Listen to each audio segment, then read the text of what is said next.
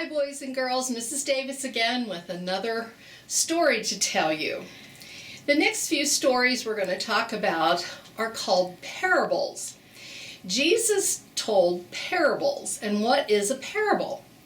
Well, a parable is actually just a story that Jesus told. It usually had to do with things that people knew about, like being a farmer. There was a lot of things about seeds and farms, and being a shepherd, because people back then were shepherds.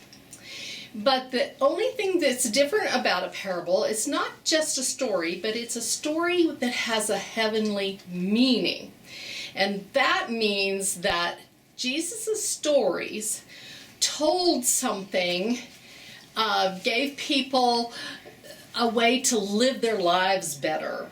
He gave us a meaning. So a parable is an earthly story with a heavenly meaning. So the first story is one that's very well known. It's called the Good Samaritan. Jesus told many parables. A parable is an earthly story with a heavenly meaning. Here is the earthly story that Jesus told. One day, a man was traveling on a dangerous road. Robbers often hid behind big boulders, ready to pounce on travelers. As the man walked along the road, he was suddenly surrounded by robbers, demanding his money and other valuables. They tore his clothes and beat him very badly. Then they left the man half dead along the side of the road. The injured man could only hope that someone would pass by and help him. Soon a priest, one of God's special servants who served in the temple in Jerusalem, came down the road.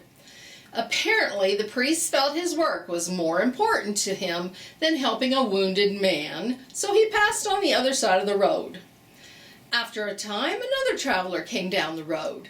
It was a Levite, a priest's assistant, who came by. He saw the wounded man lying in the road, but apparently he also had something he felt was more important to do than to help a wounded man. The Levite passed on the other side of the road just as the priest had done earlier. Finally, another traveler came along the road. It was a Samaritan man. Samaritans were half-breed Jews whom the Jewish people hated. Seeing the wounded man, the Samaritan took oil and strips of cloth to make bandages for the wounded man. Then he put the wounded man on his donkey to find more help. The Samaritan took the wounded man to an inn where the man laid him down to rest. The Samaritan took care of him throughout the night. In the morning, the Samaritan gave the innkeeper money, saying, "Use this money to take care of him, and if you have to spend more, I will repay you when I come again." After telling this earthly story, Jesus asked, "Which of these three men do you think was a neighbor to the man who fell among the thieves?" Jesus revealed the heavenly meaning to this story by saying, the man who showed mercy was the neighbor. Jesus was showing us that a person's neighbor is anyone who is in need. Jesus teaches us to care for those who are in need, even our enemies. And now I have a little story that kind of goes along with this, and it is called "A Friend is One Who Helps."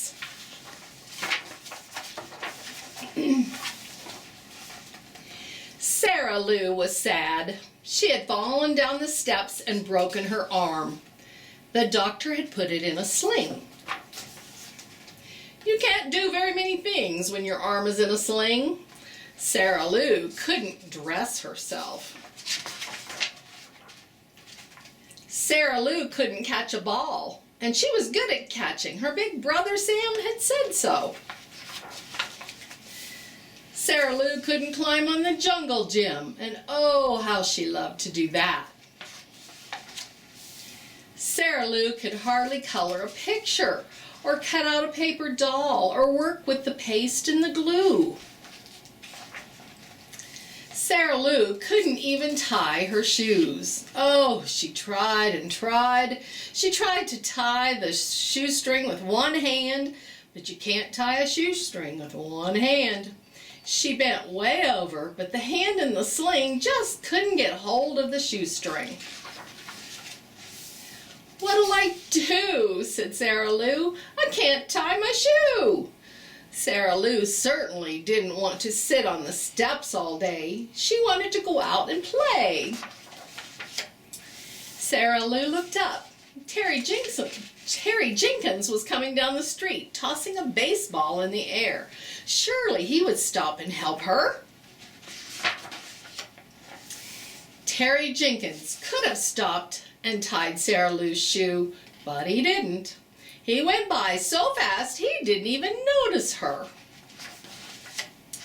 After a while, Paula Sanders came down the street. Paula was a lot older than Sarah Lou. She would know what to do. Surely Paula would tie her shoe. Paula could have stopped and helped Sarah Lou, but she didn't. She was so busy daydreaming, she just said hi and walked on by.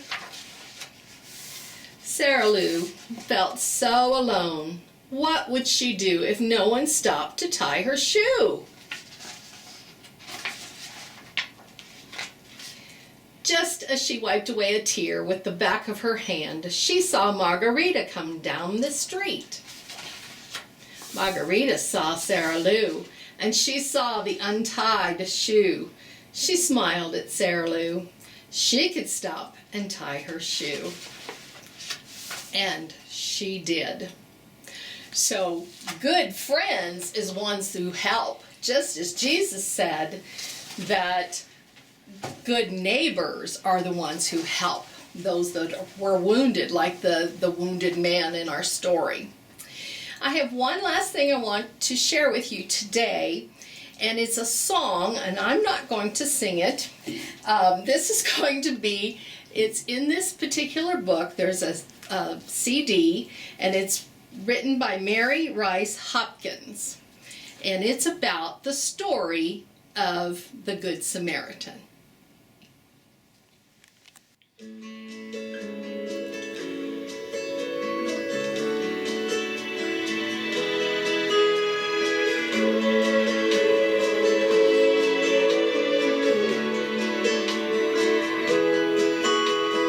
One day a man was traveling down a dusty road. Somebody saw him carrying a heavy load, but there were three robbers. They took everything. They left him lying there, beaten in pain.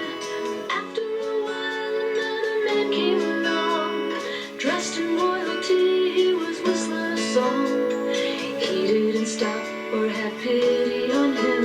He left him lying there, alone again. Who is your neighbor? Who is your friend? Who is your neighbor? Who will be Jesus to them? Jesus to them.